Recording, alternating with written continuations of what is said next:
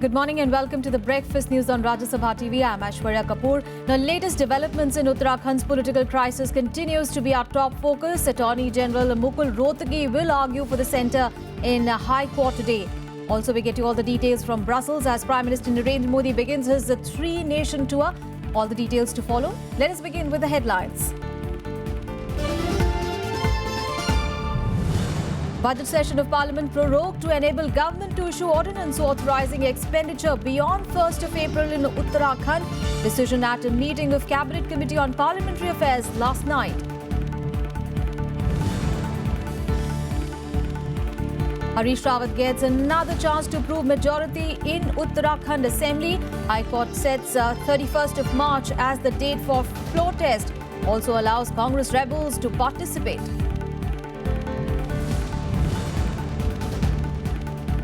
Prime Minister leaves on three-nation tour. Brussels to be the first stopover. Modi salutes resilience of people of Belgium. Looks to strengthen trade ties as he prepares to attend India-EU summit. Over 5,000 people detained in 2 days since Lahore bombings. The joint investigation team formed to probe attack that killed over 70 people.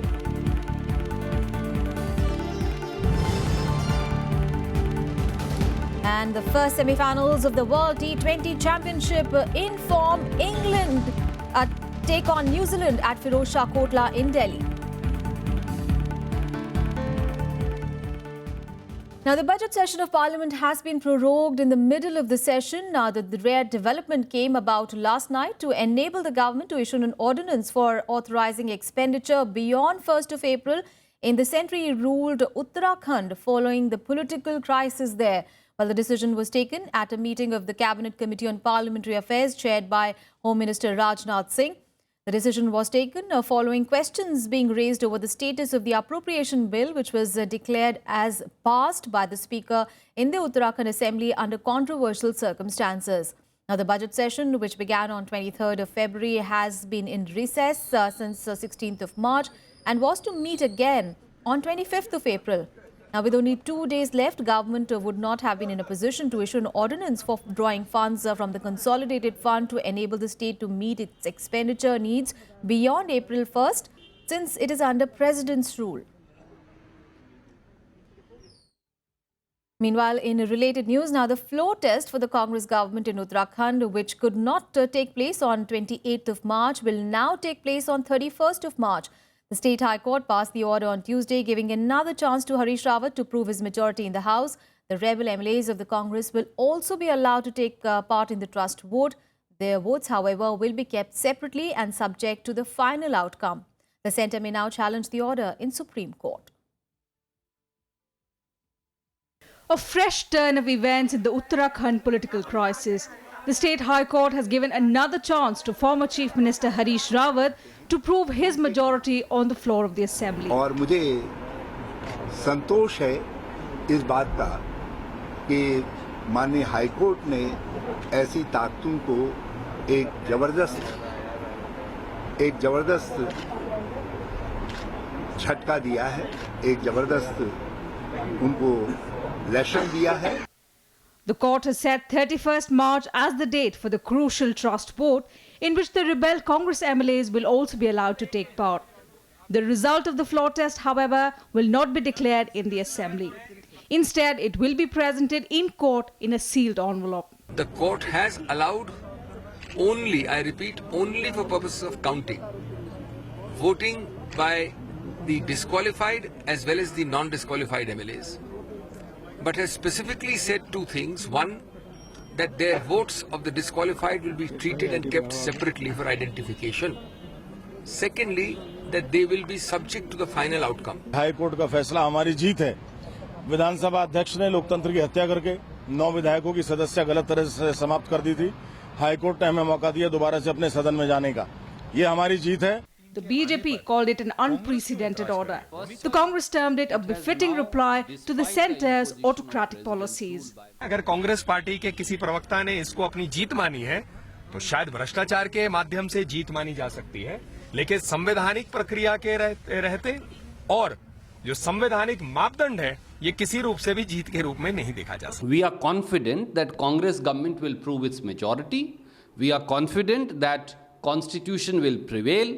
We are confident that Modi ji and Shah ji's duo, who wants to subjugate federalism and who want to murder democracy, will not succeed in their attempt. Good that the High Court hearing took place immediately, and they have taken cognizance of the situation and have nullified the attempt by the central government to destabilize a opposition-ruled government in a very small state.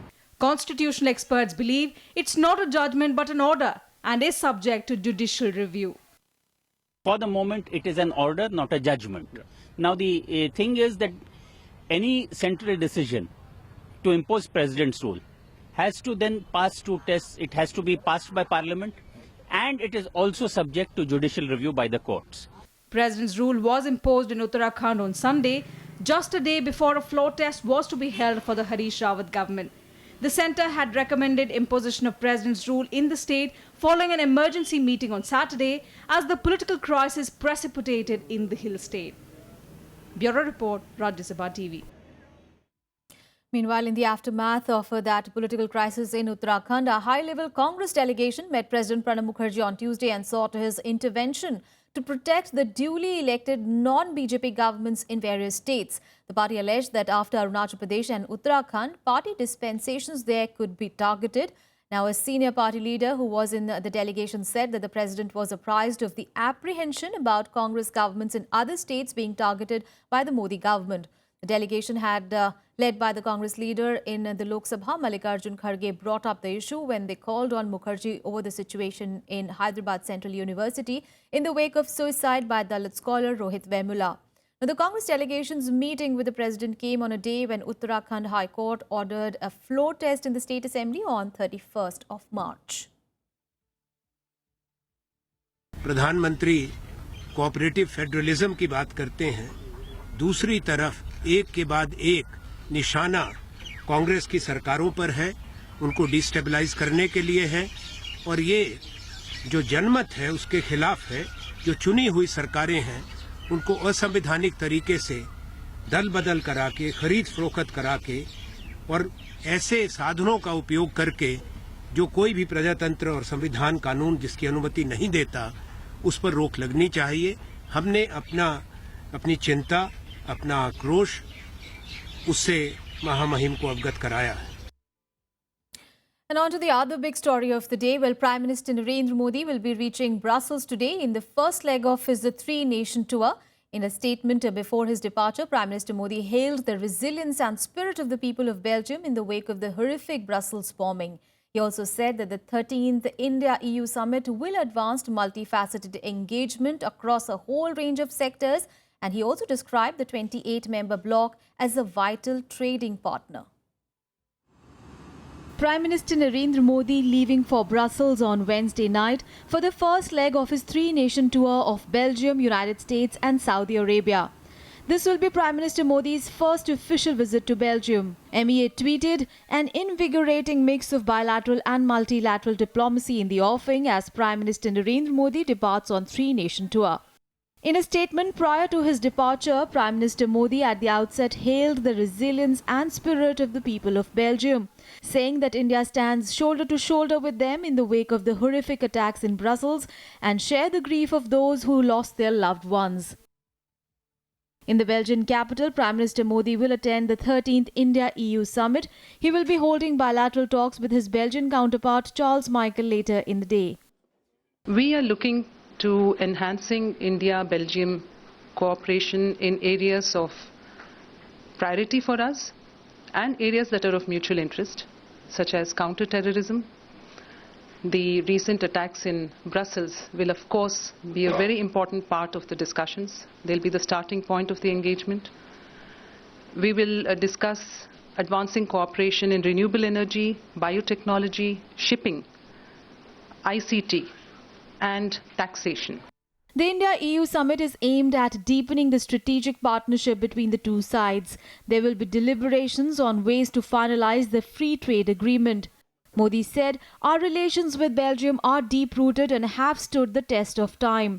Within the EU, Belgium is India's second largest trading partner. My meeting with the Belgian Prime Minister aims to expand trade, investment and high technology partnership with this important EU member." European Union India का जो है number 1 export destination है, number 1 source of FDI है और one of our largest trading partner. European संघ में Belgium हमारा number 2 trading partner है आफ्टर जर्मनी। और दूसरी बात, बेल्जियम के लिए ये हम नंबर 2 एक्सपोर्ट डेस्टिनेशन है outside the European Union after the United States. तो दोनों पक्ष में बहुत ज्यादा ये इकोनॉमिक रिलेशनशिप बहुत बड़ा है। In Brussels, the Prime Minister will meet top businessmen, including a delegation of diamond traders, and will also address the Indian diaspora. He will meet parliamentarians and a delegation of Indologists.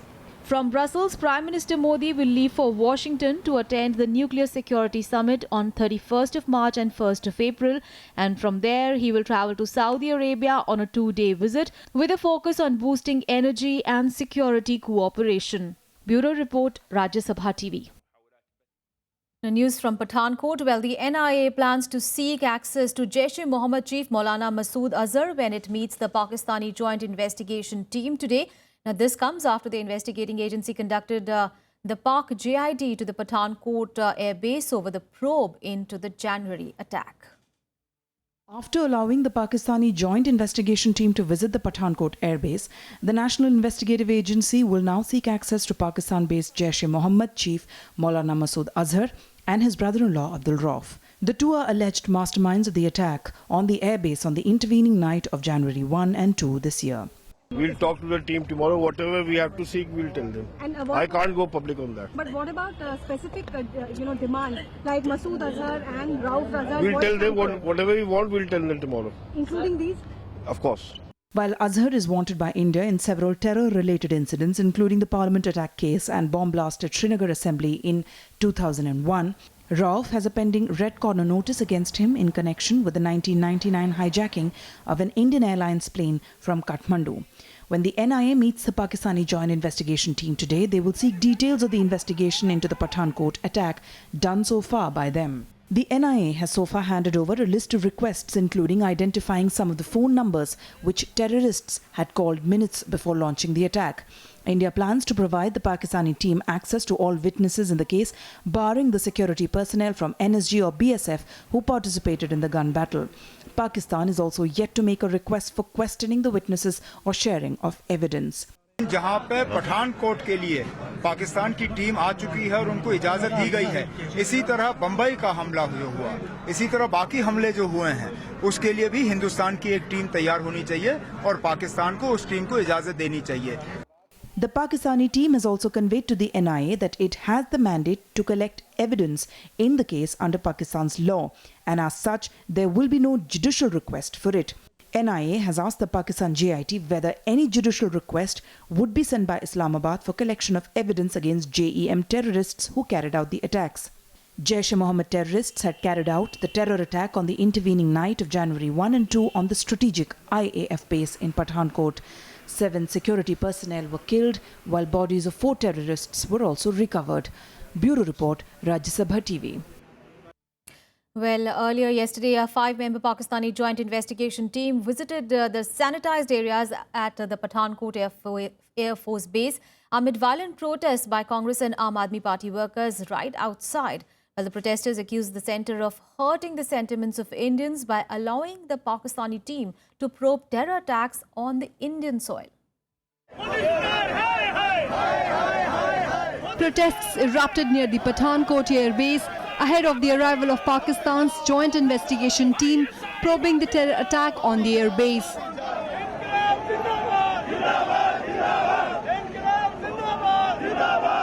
Waving black flags and placards, scores of Congress, Shiv Sena and Aam Aadmi Party workers stood outside the airbase protesting the visit. The party slammed the government for allowing the visit. बहुत ही शर्मनाक है भारतवासियों के लिए, देश के लोगों के लिए, कि पठानकोट की आतंकवादी घटना की जिसकी जिम्मेदारी पाकिस्तान के आतंकवादी संगठन ने ली, उसकी जांच करने कौन आ रहा है? जो भारत में आतंकवाद फैलाता है वो ISI आ रहा है. ऐसी ISI का हम विरोध करते हैं। We have produced very clear-cut examples, clear-cut evidence to Pakistan government. They are not prepared to believe that. Now their joint inspection team is here. Government of India is extending all kinds of assistance to them.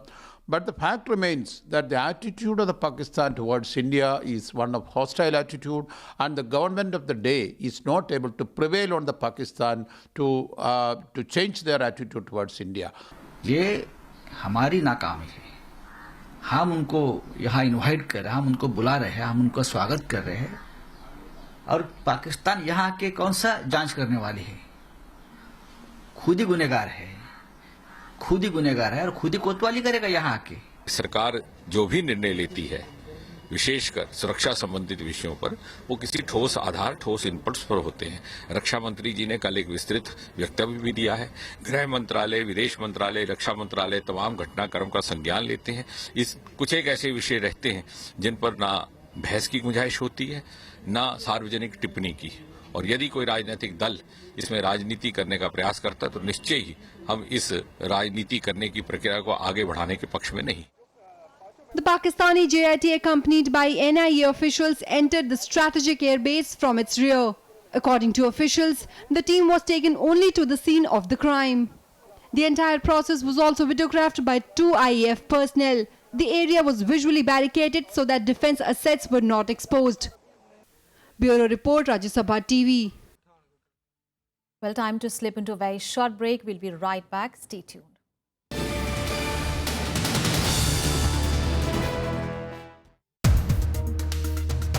Odds are really stacked against Congress at the moment. Modi magic has failed every stage now. People will see who can deliver good, who has an experience. So which card is Congress playing? We are playing secular cards, inclusive cards. Badruddin Ajmal says that he is going to be the kingmaker during 2016 elections. People are the kingmaker, not one individual. Your trusted aide, Himanta Biswa Sarma, left the party and he's joined the rival camp of the BJP. I was happy that he left the party. Watch To The Point with Assam Chief Minister Tarun Gogoi only on Rajya Sabha television.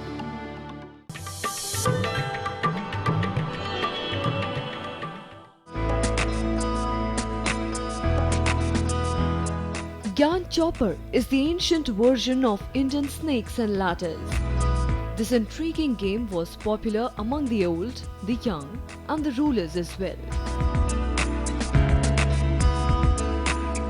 The chopper has its origin in the Jain philosophy. It tells the story of virtue. Each square, in turn, also narrates some message of wisdom.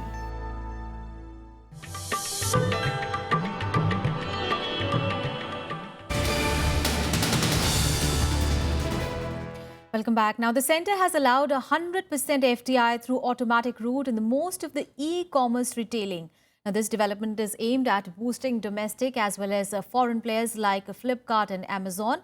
The decision to allow 100% FDI in marketplace e-retail, where the company only provides a platform for buyer and seller to connect, will help domestic players like Flipkart and Snapdeal to attract more foreign investments.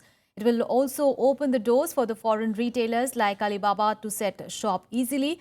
Well, as per the guidelines issued by the Department of Industrial Policy and Promotion on FDI and e-commerce, foreign direct investment has not been permitted in the inventory-based model of e-commerce. Let's now quickly get you all the election-related stories this morning in Election Wrap. Home Minister Rajnath Singh will address the 4 election rallies for the BJP in Assam today. Assembly elections in Assam will be held in 2 phases on 4th and 11th of April. Singh will address his first election meeting in Duliajan before attending another one at Thobra constituency. The Home Minister will address his third rally at Mahamura before attending his final election meeting. The Election Commission and the State Bank of India have joined hands ahead of the assembly polls in Tamil Nadu. According to the new scheme, interested customers can pay 42 rupees through the EC website and receive coloured voter identity cards at their residences. Tamil Nadu goes to polls on 16th of May. The Congress on Tuesday cleared at least 50 names for the 82 seats it is contesting in the Kerala Assembly elections. But party sources say that the final list may take some time as objections have been raised by a few top leaders. Moving on in the bulletin now, former Union Home Secretary G.K. Pillai is likely to be examined by a one-man inquiry panel probing the issue of missing files related to the case of alleged fake encounter killing of ISHRAT JEHAN in Gujarat. Now, Pillai was Union Home Secretary when the Home Ministry had filed two contradictory affidavits in the Gujarat High Court in 2009 on the ISHRAT JEHAN case. Well, the pro panel has been mandated to inquire into the circumstances in which the files related to the case of ISHRAT JEHAN, the 19-year-old college student who was killed in an alleged encounter in 2004, went missing. The papers which went missing from the Home Ministry include the copy of an affidavit vetted by the Attorney General and submitted in the Gujarat High Court in 2009, and also the draft of the second affidavit vetted by the AG on which changes were made. Remember, Pillai had recently claimed that as the Home Minister, Chidambaram had recalled the file a month after the original affidavit, which described ISHRAT JEHAN and her slain aides as LET operatives. Now, Chidambaram had said that Pillai was equally responsible for the changes in the affidavit. Let's get you some more national news now in Nationwide. The second batch of 50 declassified files related to Netaji Subhash Chandra Bose have been released. The documents consist of 10 files each from the Prime Minister's office and the Home Ministry, and 30 files from the Ministry of External Affairs pertaining to the period from 1956 to 2009. Britain's royal couple, Prince William and Kate Middleton, will visit India for the first time next month. They will be staying at the iconic Taj Palace Hotel in Mumbai, which was attacked by Pakistani terrorists in 2008. Now, this to show solidarity with the victims of the carnage. On their week-long visit to India and Bhutan, the couple will also meet children from the Mumbai slums during a game of cricket at the Mumbai's famous recreation ground, Oval Maidan.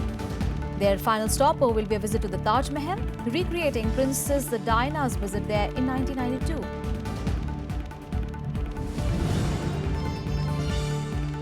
Former PHED Minister and MLA T.N. Haokip has been appointed as the President of Manipur Congress Committee. Haokip replaced Guy Khangam for the post of the new president under the one-man, one-post policy of the Congress party. The replacement came in the recent revolt by 20 Congress legislators since Guy Khangam, besides being the president of the MPCC, is also the deputy chief minister. Mortal remains of Infosys techie Raghavendran Ganeshan, who was killed in last week's terror attack at Brussels, was brought back to India for the last rites. A steady stream of visitors gathered at the residence where the body was kept for the people to pay their last respects. Prime Minister Narendra Modi, Tamil Nadu Chief Minister J. Jayalalitha and other political party leaders also condoled the death of Raghavendran, who went to Brussels 4 years ago. Now, a war of words has broken out between India and Pakistan after the Pakistan Army released a video of an arrested ex-Indian Navy officer purportedly confessing his involvement in terror activities in Balochistan. Now, India has promptly rubbished the allegations. The head of Pakistan Army's Inter-Services Public Relations held a press conference in Islamabad to release the video, saying that Kulbhushan Yadav confessed working for the Indian intelligence agency RAW. Now, Yadav had been arrested recently in Pakistan, which described him as an officer of the Indian Navy, a claim which was debunked by the Indian government, which said that he had no links with the government since his premature retirement from the Navy. But Pakistan claimed that Yadav was still a serving officer due to retire in 2022. Official sources in New Delhi rubbished the purported confession and said it was Pakistan's ploy to deflect the attention from its own problem of homegrown terrorism. But there's certainly reason to be skeptical, given that we've seen Pakistan take into custody terrorist leaders and then only to release them shortly thereafter. And if you look at the circumstances as the timing when they disclosed the capture of this alleged Indian agent, this happened when the Iranian president, Mr. Rouhani, was in Pakistan. and the issue was carved out in a way to pressure Iran vis-a-vis its relationship with India. Well, obviously there are certain parts of the video which have not been shown. That those parts that the Pakistanis feel would go against their so-called arguments that he's a so-called spy for India and for India as well. More news from Pakistan. Well over 5,000 people have been rounded up in the last 2 days since the Lahore Park bombing. More than 20 are still in custody. Now, a joint investigation team has also been formed to probe the blast. About 56 intelligence-based operations were carried out by the Punjab police, where 16 raids were conducted by the Counter-Terrorism Department. A large number of people were present at the crowded Gulshan-e-Iqbal Park of Pakistan, where a powerful blast took place on Sunday. The brutal attack by a suicide bomber believed to be in his 20s was claimed by Jamaatul Ahrar, a splinter group of the Tehreek-e-Taliban Pakistan. At least 73 people were killed and 300 others were injured in the suicide bombing. In operations में 5,221 लोगों को इब्तदाई तौर पे जो है वो round up किया गया है। 5,005 लोगों को उनके क्वाइफ की वेरिफिकेशन के बाद जो है वो रिहा किया गया है और 216 लोग जो हैं उनको फॉर फर्दर इन्वेस्टिगेशन जो है वो उनको जो है वो हिरासत में लिया गया है और फर्दर इन्वेस्टिगेशन के बाद जो है ये फिर उनके मतलब जो है पता चलेगा। अगर कोई बेगुनाह है तो वो बेगुनाह होगा और अगर किसी के ज़ुम्मे कोई चीज़ हुई तो उसके मुताबिक जो है वो कार्रवाई की जाएगी। Let's get to some more international stories in World Wrap. Iraqi Prime Minister Haider al-Abadi asked Parliament to give him clear guidance on whether he should appoint party politicians or independent technocrats to be new cabinet aimed at fighting corruption. Abadi was responding in a speech broadcast on state television to a deadline set by Parliament to come up with a new policy by Thursday. Visiting Chinese President Xi Jinping met with the mayor and also received a special token when he was presented with a key to the Czech capital city. The key represents the deep friendship that exists between Czech and the Chinese people. She said that he witnessed the pairing off ceremony in which the two capitals, Beijing and Prague, became sister cities and said both capitals will lead new breakthroughs in relations and local cooperation. At least 3 people were killed and several others were wounded in an explosion in central Baghdad. The blast took place near a gathering of workers in Tayan Square when the suicide bomber blew himself up. No organization has claimed responsibility for the attack so far, but major suicide bombings carried out so far have been claimed by the Islamic State. Brussels' Zaventem airport remained shut a week from the attacks that struck the departure terminal and a metro station in the city. The security remains tight as the cleanup and restoration job continues. The airport began testing a makeshift check-in area on Tuesday that could allow a limited restart of the passenger flights in the coming days to end the shutdown after the bombers struck. And on to cricket now. Well, England and New Zealand will play out the first semi-finals of the ICC World T20 tournament at Firozshah Kotla in New Delhi today. Ahead of the match, both the teams are shedding sweat and working hard on the nets with an eye to qualify for the final. It's the first semi-finals of the ICC World T20 tournament today. England and New Zealand will take on each other at Delhi's Firozshah Kotla Stadium. The Kiwis will look to continue their winning streak with no losses so far in the tournament, despite being in a tough group comprising Australia, England, Pakistan and Bangladesh. A confident Kiwis will rely on spinners like Michelle Santner and Ish Sodhi in this match. The duo have wreaked havoc on the opposition so far in the series. The only aspect that could bother New Zealand is their not so impressive batting. They have crossed the 150-run mark on only one occasion in the tournament so far. We need to look at the conditions before we decide on our final side, but naturally you consider the track you're playing on, the ground size and also the opposition, and at this stage we're still yet to decide on an 11. For a young England team, on the other hand, the tournament has gone off well so far, now that they have been able to survive till the business end of the mega event. The advantage for them is familiarity with the conditions, having already played 2 matches at Kotla. England team will largely depend on Joe Root, Alex Hales, Joss Butler and skipper Morgan for a batting advantage. Shot comes out, very good batting. Yeah, expecting it, sitting. Can't quite believe where we are overall with our one-day cricket and our T20 cricket. I think the guys that we've selected have done outstandingly well. They've showed a great amount of attitude in learning. Today's match promises to be quite an exciting one, with Kiwi bowlers up against the English batsmen. Bureau Report, Rajya Sabha TV. A smile on his face because... That's all in this news bulletin. Thanks for watching.